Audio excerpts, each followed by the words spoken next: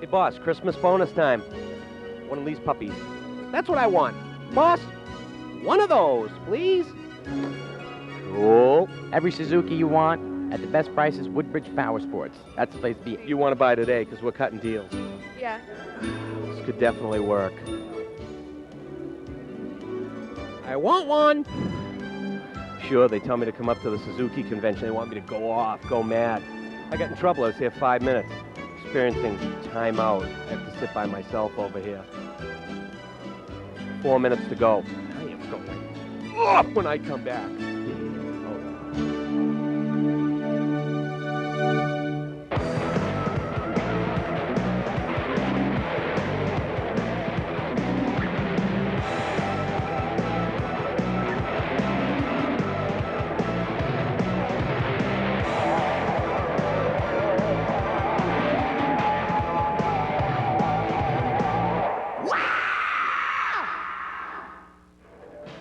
Camera guy, check it out. You know, it looks like these people have never seen a motorcycle before. Well, you know what? They've never seen this motorcycle before. These are all the Suzuki dealers from around the United States. We're at the Suzuki convention. Brand new bike. I mean brand new. I'm not talking bold new graphics. I'm talking brand new bike. Madness. Okay, MotoWorld 2. Great show. Know why? We got nominated for a Cable Ace Award. Hey, what the heck is a Cable Ace Award? It's the Emmys of the cable industry. Went up against like 2,000 shows, nominated in a group of 5. Tough competition. We're going to be wearing tuxes. Remember me? Did you ever see me in a tux before? Well, you're going to see me in a tux again. On the show, we're going to see the Western Regional RM Cup from Carson City, Nevada. Okay, here's the concept. All Suzuki's yellow bikes going off. Scotty Sheak, these guys were, it was insanity. They doused me with champagne, those little punks. We're going to go to Fast Cross in Europe. What's Fast Cross? It's kind of like European Supercross. Well, you know it's Supercross because that's who won. Out of the tunnel, in the lead, McGrath would pull away. I can't mention any names. You know it's Vegas when something's spinning behind you. MW2 is brought to you by Honda Motorcycles, the leader in on and off-road fun. Honda, come ride with us.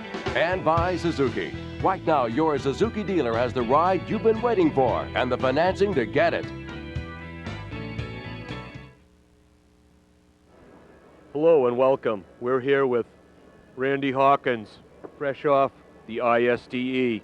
Hey, we're scooping everybody. We're at the Suzuki convention. We're getting the scoop on all the new bikes. And now Randy just walked in like 2 seconds ago, fresh off the ISDE. As I'm repeating myself, he's going to tell us all the dirt, no pun intended. Was it gnarly or what? It was a tough race. You know, the guys in Poland, I think the shortest miles was 168 miles. The fifth day was 185 miles. So we was in the saddle anywhere from 7 to 8 hours. So the Polish guys and a lot of trail. So it was a tough event. It rained on the 4th day. It got nasty. A lot of guys gave up, to tell you the truth. The Italians kicked butt, but I heard the Americans put in some good days. Yeah, the Italians had a really good team, you know, and they did well. But also myself and Rodney and a few of the other Americans had some good rides. I know Rodney had one fast time over everybody on one of the grass tracks. I tied for fastest time in 125 in a terrain test, and you know, we were in the hunt. We made the European guys notice, especially. We just had a little bit of bad luck. If team would have been, things would have went a right way with a few other things we could have went real well. Okay, speaking of the Italians, they had the fast cross over there. It's kind of like the Supercross. You didn't see it when you were there because you were riding, right? Yeah, our last day was Saturday, and I think the fast cross was the same day, so we didn't get to see it, but I heard it was a good event. Well, we're going to see it now, and by the miracles of modern television, you had to come all the way back to America to watch something you were only about that far away from. Is that weird or what? Yeah, you know, I left Poland Sunday, you know, and I finally got to Vegas Tuesday, so I've had a long ride, but I'm looking forward to seeing this fast cross on ESPN2. It's considered a slow start if McGrath doesn't get the whole shot. Much to the delight of more than 20,000 Italian fans, Alessandro Puzzar, number 1A, took the lead, with Alessio Chiodi in second. McGrath, number 1, was in good shape in third, with Jimmy Button, number 10, in fourth. Number 8, Talon Bolin, an American riding the European circuit, was in fifth. Bartoloni, Larry Ward, Hughes, and Bradshaw next in the chase. A combination of good money, fans, and fun times lures the top American riders. I think this place is cool. It's insane, man. What can you say? Yeah, they're friendly, crazy. I think your favorite thing about Italy is the food. I love coming over here. You get paid just to be here, so that's good. They put a really good show on. The Safaridis are probably the best promoters in the world. You know, I raced in Italy 1 year, only one time a year, and it's at this track. And this track is probably one of the best tracks in the world too, so you know, that's fun. The track survived a Saturday rain well. It's been compared with the Troy, Ohio, or Washougal, with lots of speed and bigger jumps. There's no question, this left turn has 2 lines. Puzar had his troubles in the whoops as Jeremy pressures Quixote. After moving into second, it was the whoops where Jeremy made his move on Puzar. Out of the tunnel, in the lead, McGrath would pull away. Come è stata questa stagione? Arrivando vicino non è abbastanza buono perché... When in Rome, do as the Romans do, right? Well, it's not Rome, but Travis Parker from Louisiana, talking with MotoWorld European correspondent Sergio Villa, obviously has adjusted well while riding the European circuit. Non è il nostro anno da vinci, ma... Number 10, Jimmy Button, moved into third despite this discomforting look after crashing in Saturday's preliminary race. Pleased with a third-place finish in the main, he told MotoWorld he'd like to come back to race in the States, but it's more realistic thinking he'll be back for a second season in Europe next year. I have a couple deals I'm working on right now, but Europe for 96 on the 125 Grand Prix. McGrath with a 6-second lead over Puzar, kicked into his Showtime act, and the fans went bananas. Pointing to the fans on jumps, progressed to a knack-knack on this one. Of course, not all riders went through the air with equal control. The checkers, and again, both feet off the pegs for McGrath. I've been to Arsaga like 5 years, and first time winning, so it's nice. McGrath, Puzar, and Button on the podium with Quixote and Bolden in the top 5. Hughes, Bradshaw, Ward, Huffman, and Saturday's prelim winner Emig rounding out the top 10. Jeremy McGrath plans a month off and then the Supercross World Championship Series before the 1996 Supercross season begins stateside. Okay, I got connections, and the forces that be just informed me that if I purchase this awesome off-road Suzuki, I get all the #1 plates, I get all the big trophies, and a brand new B90V spark plug delivered to my room, 11720 at the Mirage Hotel in Las Vegas, Nevada. Well, actually, I got to kind of be cool because, you know, they pegged me for a ringer. So I took my buddy, Chris Brewster. He's going to go out and pick me up a bike. I gave him the cake that I got from my boss. He's going to go out shopping for me because I got to have a ship. Got to have a bike.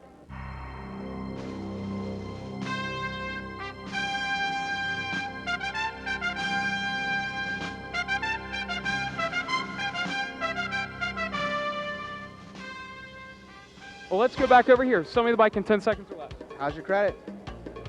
Let's say... We can get you 0 down, low payments. GSXR 750, absolutely unparalleled in the industry. Hey, you know, I got to leave in an hour. If it's the last one, you ought to take it. That's the deal.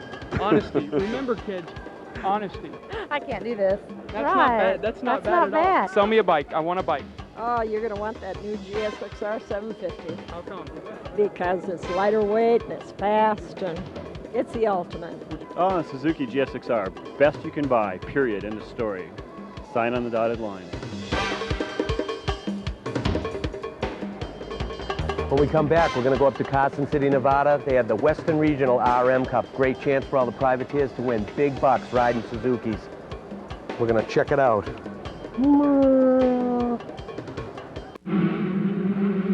Let's bring out the players. Hey, you want to see something funny? Every single bike out there is a Suzuki RM.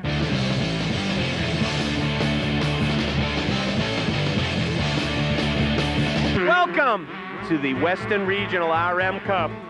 Nice shirt I got from the boys. Okay, here's the concept. We're gonna have a bike race. We're gonna have only Suzukis. Privateers haven't made enough money. Oh, I'm a little tight. I've been racing all year long. Well, $72,000 can be won here today in and around the greater Carson City, Nevada region. Another lovely day in the sun. Look at that loam. That stuff is great. We got kids, we got adults, vet classes. Everybody's going to be going off. RM Cup Challenge. Hey, there's no bikes. Look, jump right there. Whoa!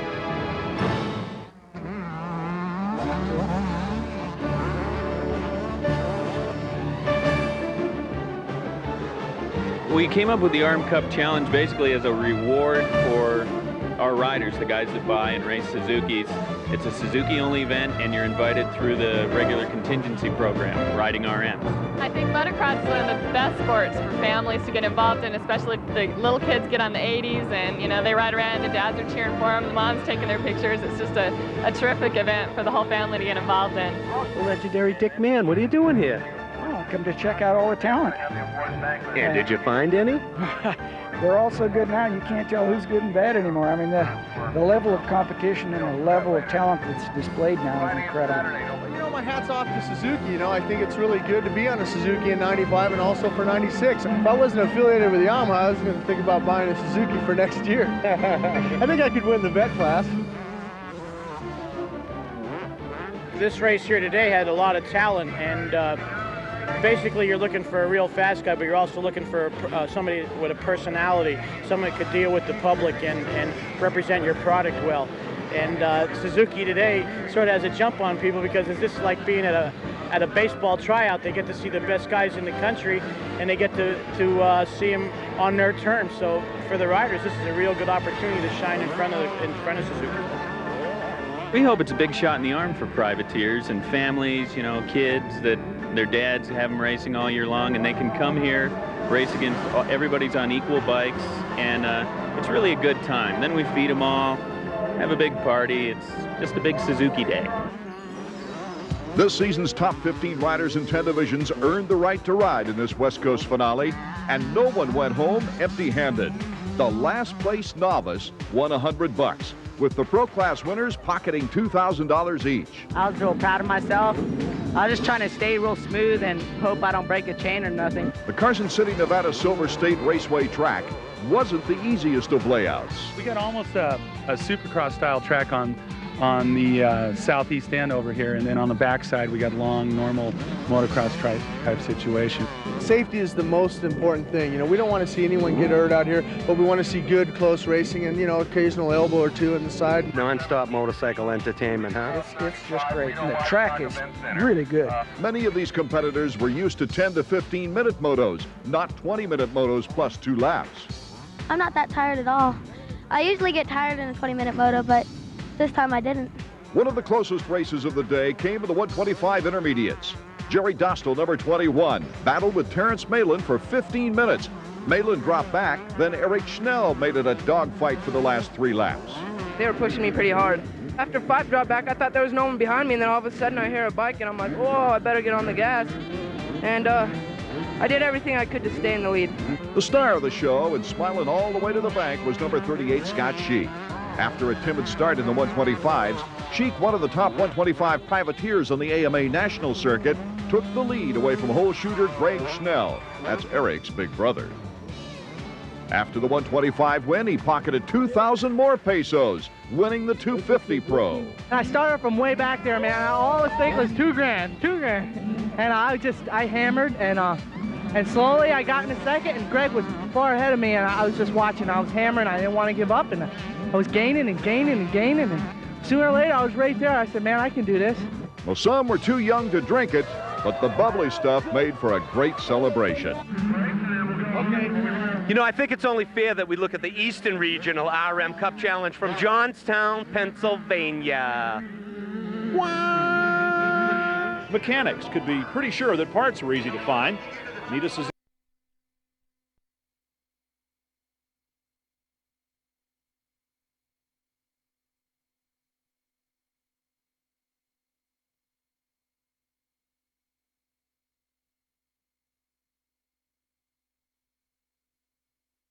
Became reality, Pastrana concentrated on staying error-free and then honing his ESPN highlight film skills. A rare opportunity to ride for the pure fun of it. I like it a lot. It's really fun because all the guys are Suzukis, so you know all the competition's real fast. 16-year-old Texan Charley Bogard made the most of his last amateur race, winning the 125B event, putting on a clinic.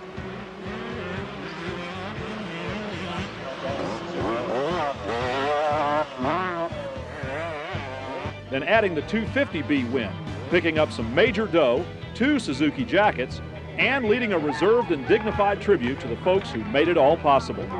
I really like the Suzuki Gold Cup. It's fun. I was figuring it to be a little different, but I mean, actually, it's a lot funner than I expected. Seems like everybody's having a good time. I see we got a lot of just fans out here that ain't even racing, so that's good.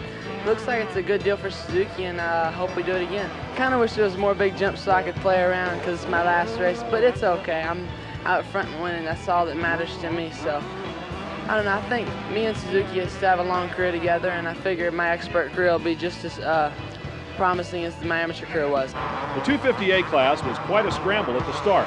Few riders had trouble all trying to fit into the same spot. After a while, though, things began to sort themselves out behind number 29, Cliff Palmer, who led the field through on the first lap. Others came up to challenge but fell short as Palmer took the checkers, which led to the jacket and the check. Basically, just a slice of Americana. I'm Jerry Bernardo from MotoWorld 2. Notice how I go, I'm Jerry Bernardo. That's because there's stuff in my teeth. Bye.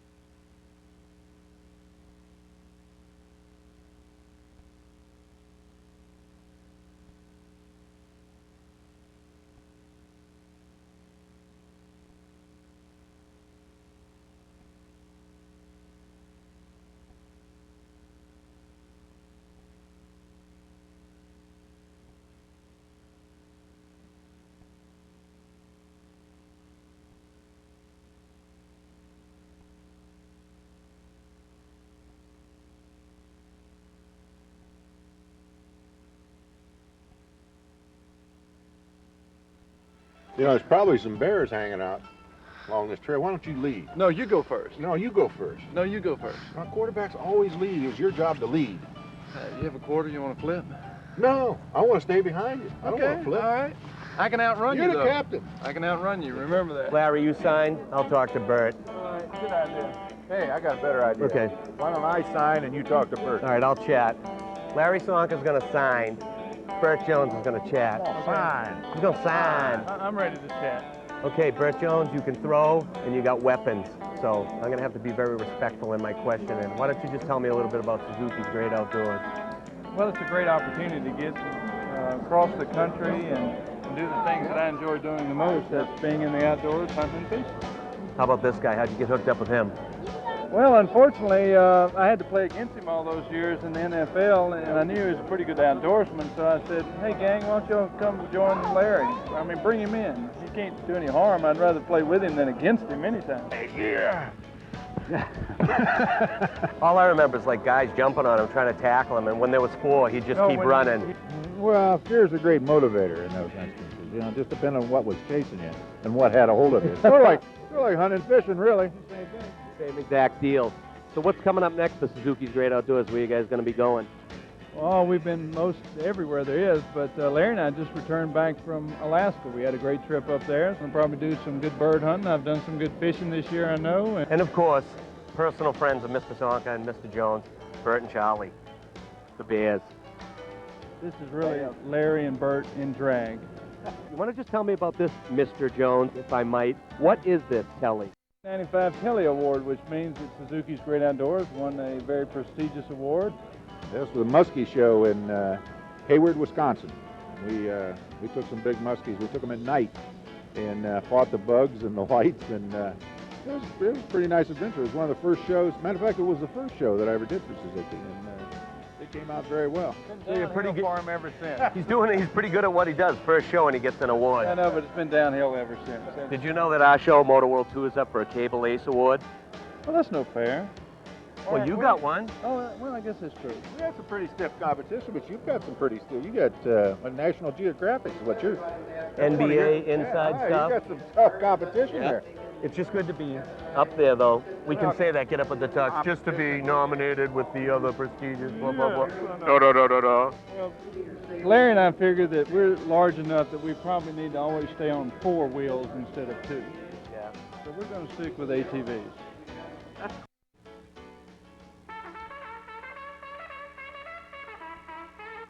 Well, Scott's your friend, but I'm a teammate and a good personal friend of yours too. Well, how much is it going to take? Rodney, I can't be bought. I'll tell you what, you just take it all. See if you can't help me out here today. Well, if you don't tell nobody nothing like this, me and you're okay, okay? Okay, we're teammates, Oh, I see it. Okay. Hey, maybe Randy Hawkins could help foil Summers and Plessinger and help his teammate Rodney Smith defend the national title. But all kidding aside, what would help Rodney's cause even more than the Roots and Rocks loving Hoosiers or a handy wad of cash was the event win. That's number 5, Jason Donners with the whole shot, and after the dust settled, freight training was the way to go.